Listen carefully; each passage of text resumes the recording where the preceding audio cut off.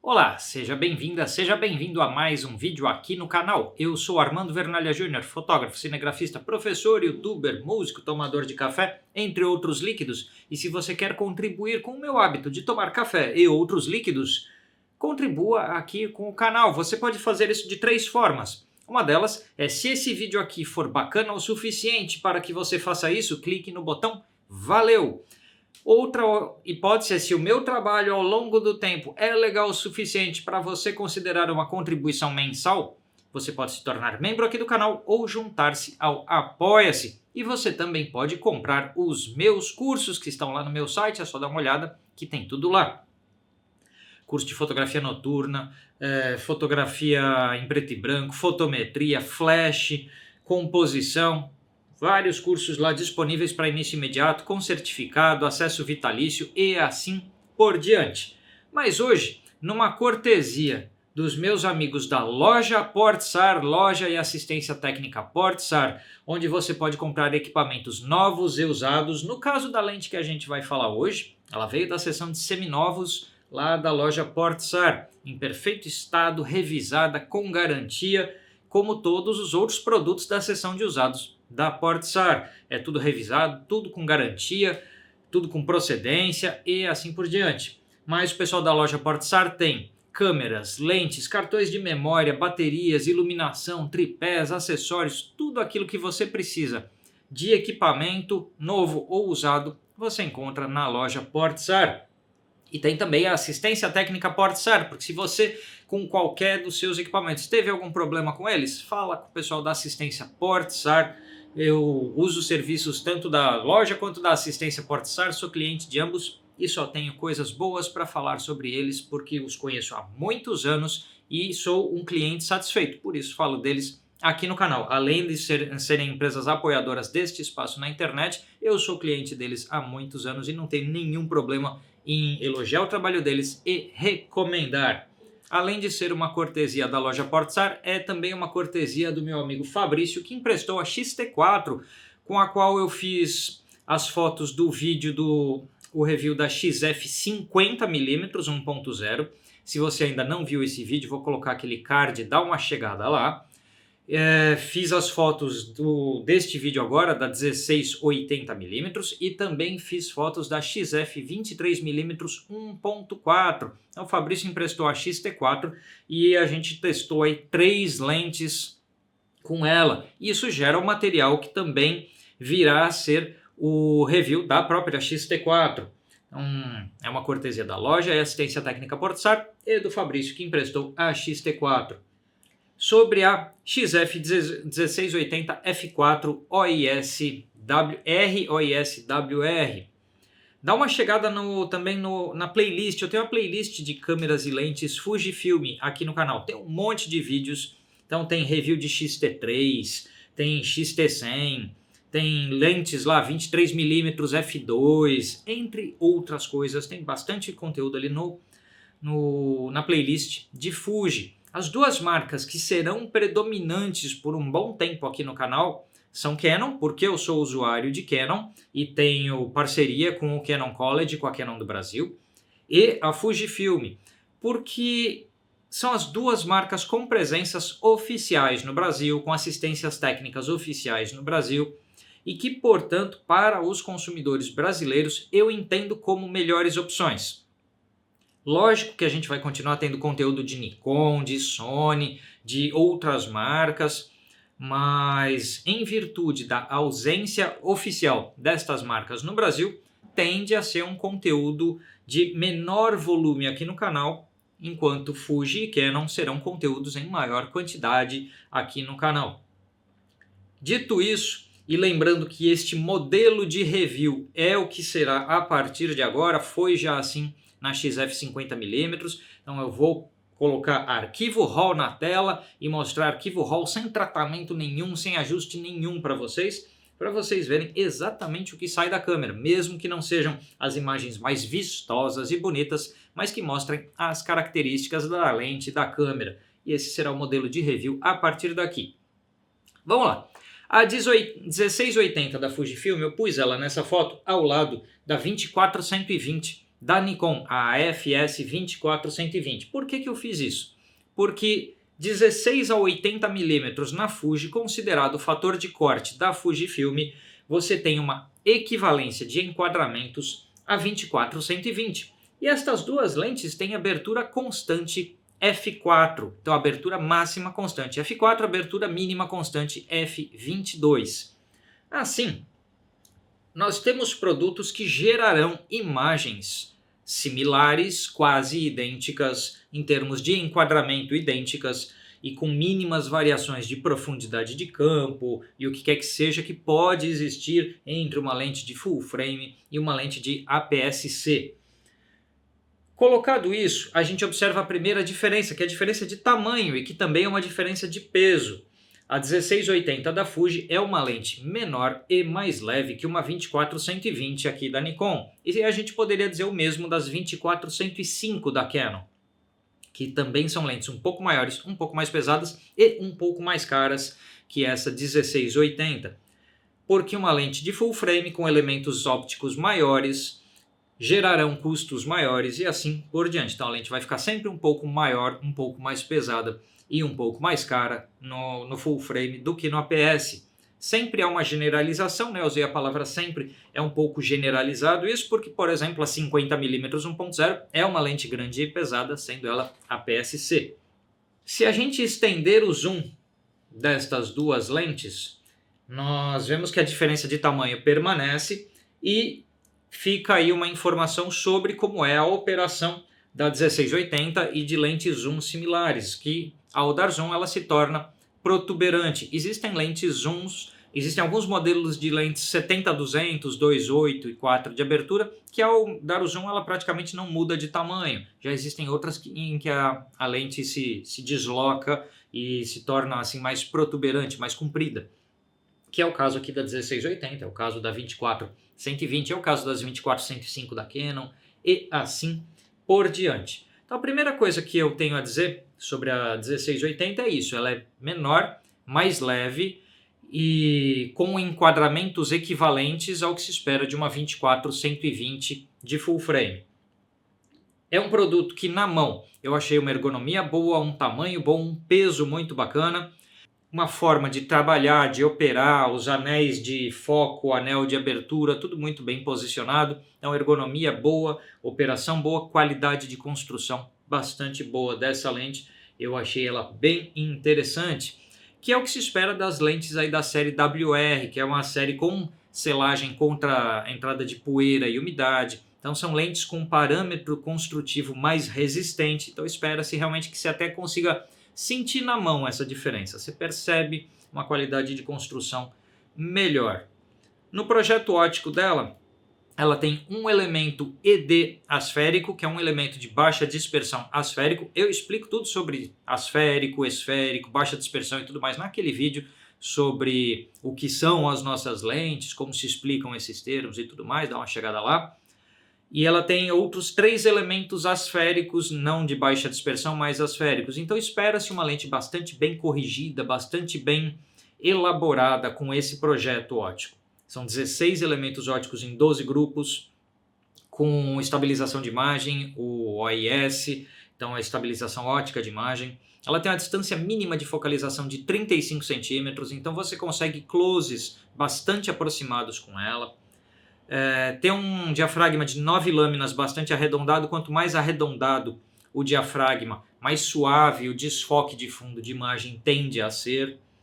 Ela pesa 440 gramas contra em torno de 700 gramas das equivalentes 24-120, 24-105. É um conjunto bastante atrativo, bastante interessante. Quando a gente olha as especificações, fala abertura 4-22, comprimento 16-80, com selagem contra poeira e umidade, com uma lente provavelmente bastante bem corrigida, com uma ótica bem desenvolvida. Você olha para essas especificações, para o tamanho, para o peso e tem praticamente a certeza de que será um bom produto. Então já é algo que, sem testar a lente, eu olhava para ela pelas especificações e falava, isso provavelmente será a lente que eu gostaria de ter se eu fosse um usuário de Fuji, a minha lente de dia a dia, a minha lente de uso geral. E aí a gente parte para os testes e ver aonde chega. Novamente, todas as fotos com as correções óticas desligadas, então não foi feito nenhum ajuste, nada, nenhuma aplicação de nitidez, zero de tudo. Então aqui a gente tem uma imagem em 16mm e f4. Então a gente está em f4, ISO 250, um ISO bastante baixo, não tem nenhuma questão aqui com ruído de imagem para falar da X-T4. Então f4, ISO 250. Os reviews vão passar a ter sempre imagens dos mesmos lugares, até porque assim eu faço um roteiro que é mais fácil de repetir e testar, fica mais rápido de produzir um review, que é alguma coisa que eu vinha buscando, tornar a produção de reviews mais ágeis, assim, para a gente poder produzir mais rapidamente para o canal. Que review tomava muito tempo e eu consegui desenvolver um jeito bom aqui. Então a gente vai sempre ver este prédio no centro de São Paulo, que é o prédio Glória, ali ao lado do Teatro Municipal, no centro de São Paulo. Ele vai estar em todas as fotos de review por um bom tempo. Então se a gente aproxima aqui essa imagem que está em 16mm e f4, a gente observa uma boa nitidez de centro de imagem, não excepcional, mas muito boa. Então tudo que é informação aqui está visível, está nítido o suficiente, com um pouquinho de aplicação de nitidez aí na conversão desse arquivo RAW já melhoraria isso. Então não tem nenhum defeito aqui, está bastante nítida. Se a gente vai para o canto da imagem, há uma pequena queda da nitidez e há o surgimento de um tiquinho de aberração cromática, diria bem discreta para o canto de imagem de uma 16mm. É uma qualidade muito boa de canto de imagem para uma 16mm para uma abertura máxima. Então há nitidez? Há nitidez. E não exemplar, não ótima, mas há suficiente nitidez e tratável com software. Então, de forma geral, não há distorções, as linhas retas estão bastante bem preservadas como linhas retas. Há uma perspectiva, porque eu estou apontando a câmera para cima, mas há uma perspectiva, não há distorções percebidas aqui em 16mm. Talvez ligeiras distorções, mas coisa muito pouca, o arredondamento de formas muito discreto, nada que daria trabalho também de ajustar. E assim por diante. Então, por uma foto de arquitetura, alguma coisa assim, ou para retratos em que a gente não quer distorcer as qualidades faciais e corpóreas de ninguém que a gente fotografa, essa lente já mostra um desempenho muito bom desde 16mm. Vamos aqui para 22mm, eu estava com a lente na marcação de 23. É interessante que quando a marcação de 35 ele gerou no EXIF 34, a marcação de 50 ele gerou no EXIF 49, então ou eu sempre errei um pouquinho ali, ou a marcação não é totalmente fiel ao comprimento. Uma diferença de 1 milímetro não faz nada, né? Então, vamos dar uma olhada aqui no 22, 23mm. Centro de imagem novamente bastante bom e, na minha opinião, um pouco mais nítido do que estava em 16mm. Então, aparentemente, ela tem um desempenho um pouco melhor quando a gente vai fechando um pouco esse zoom. O que é bem comum. Se a gente pega as 24-120 e 24-105, elas não são exatamente brilhantes no 24mm e começam a melhorar ali no 28, 30mm. É bem padrão isso na indústria. Borda de quadro também um pouco melhor do que estava em 16mm. Não brilhante, não excelente, mas muito boa. E aquela pequena aberração cromática diminuiu bastante bem. Vamos passar aqui para 34mm, que seria 35. Centro de quadro bastante bom, bastante nítido. Então, provavelmente o melhor ponto dessa lente deve estar nessa faixa aqui, ali 35, 50, 60mm. Deve ser mais ou menos o ponto ideal dos comprimentos dela. Vamos ver a borda de quadro. Também bastante boa, uma ligeira queda em relação ao centro de quadro, o que é normal em f4. E eu acho que é uma nitidez boa. De novo, não excelente, mas boa, suficiente. Vamos seguir aqui, estamos agora em 49, 50mm. Centro de quadro bastante bom novamente. O padrão dessa lente está sendo esse. Então, centro de quadro realmente muito bom. Vamos ver borda de quadro. Uma perda mínima em relação ao centro de quadro. Dá para ignorar. dá para ignorar a diferença. Então aqui nessa faixa de 50 milímetros ela já está muito homogênea entre centro de quadro e borda. E vamos fechar aqui com 80 milímetros, centro de quadro. Muito bom, mas talvez um pouco menos nítido do que em 50 e 35. E borda de quadro um pouco suave, com novamente um pouco de ocorrência de aberração e uma perda de nitidez, que eu diria tão prevalente quanto era em 16 milímetros. Assim, o que a gente pode tirar de primeira análise dessa lente? Em 16 e em 80 milímetros, as pontas dela está o desempenho menos ideal da lente. É bom, o centro de imagem é sempre bom, mas as bordas de imagem têm uma pequena caída. E que a gente vai recuperar isso como? De repente não usando f4 e sim fechando ali para 5.6, porque aí você já ganha um tanto de nitidez de borda e assim por diante. Então provavelmente com o diafragma mais fechado, de 4 para 5.6, a gente já contorna isso aí. E o desempenho ideal dela está ali dos 20 e poucos aos 60 milímetros. É uma faixa bastante boa, bastante ampla de desempenho ideal de zoom e que eu usaria confortavelmente essa lente em f4 em eventos. Então se eu fosse fotografar eventos ou shows ou coisas que eu muitas vezes fotografo com essa lente, eu usaria ela confortavelmente em f4.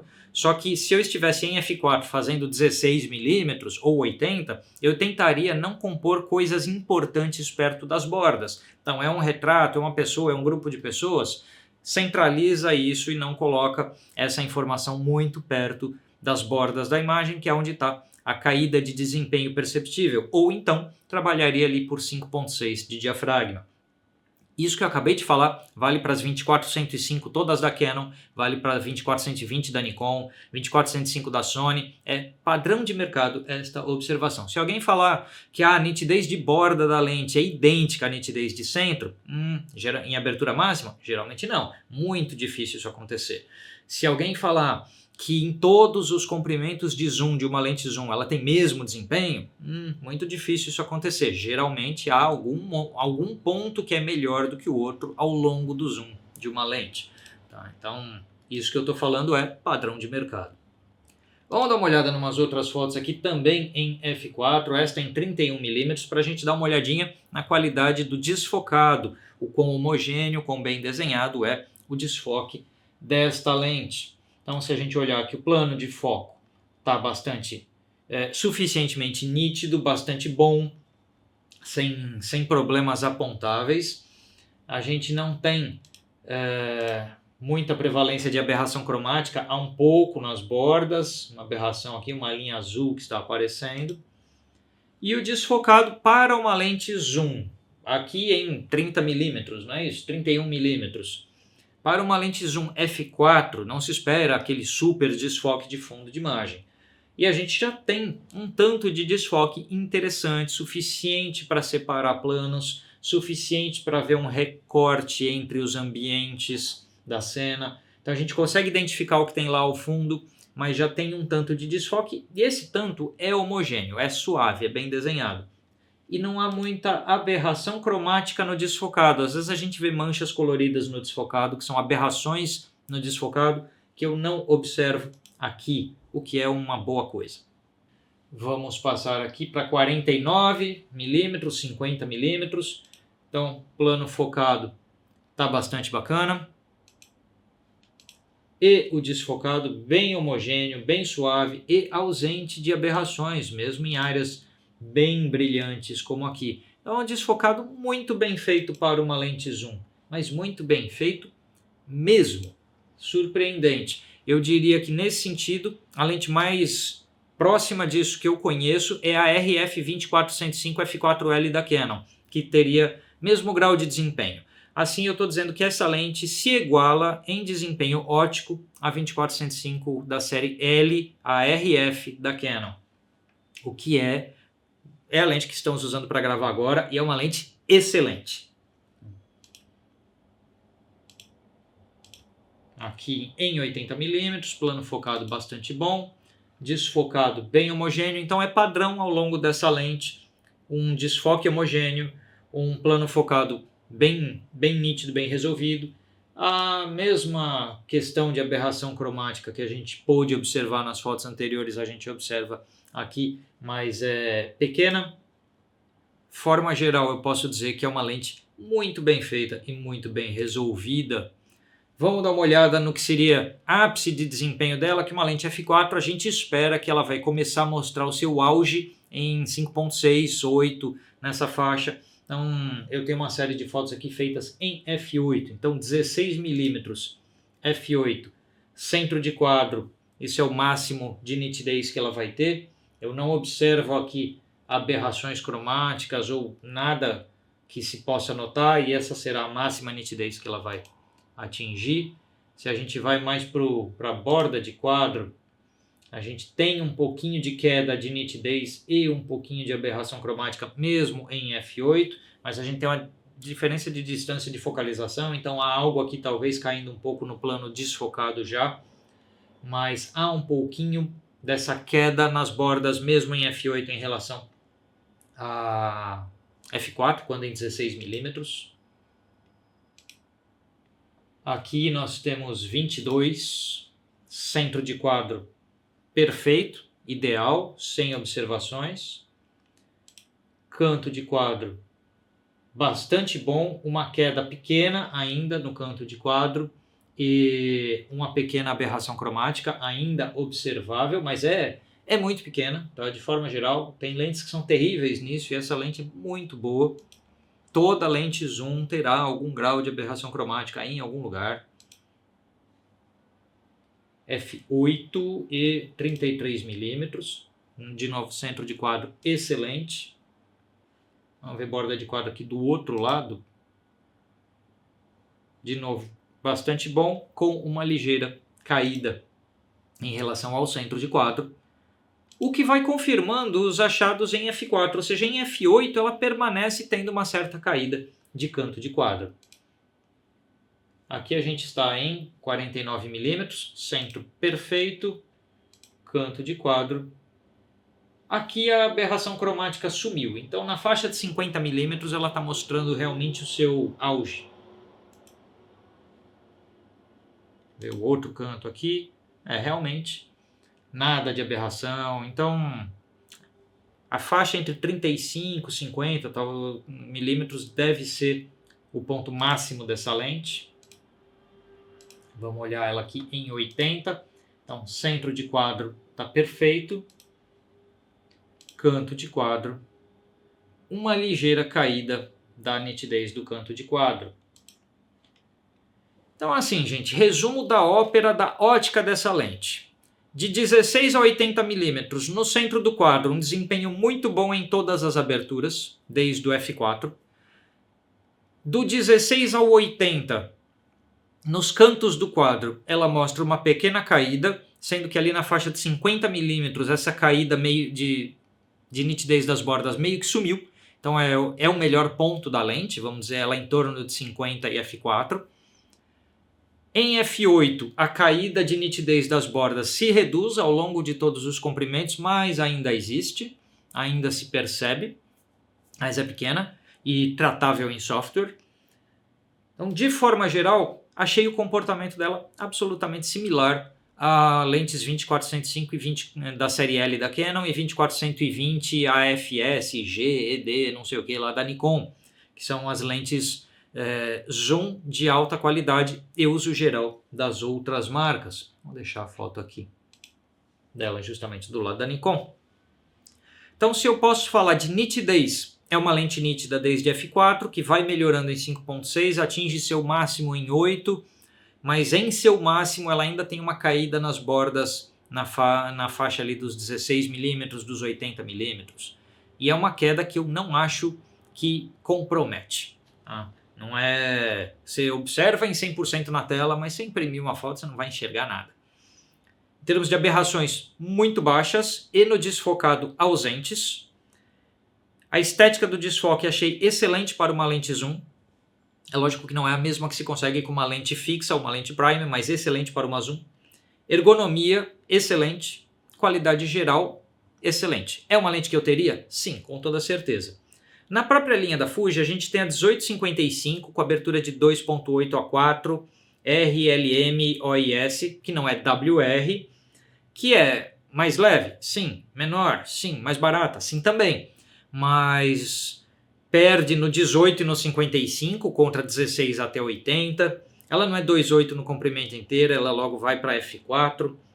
Então a lente menor, mais leve, sem vedação, com menos alcance de zoom. Não acho que é a melhor opção da linha da Fuji de zoom geral, mas é a opção mais econômica.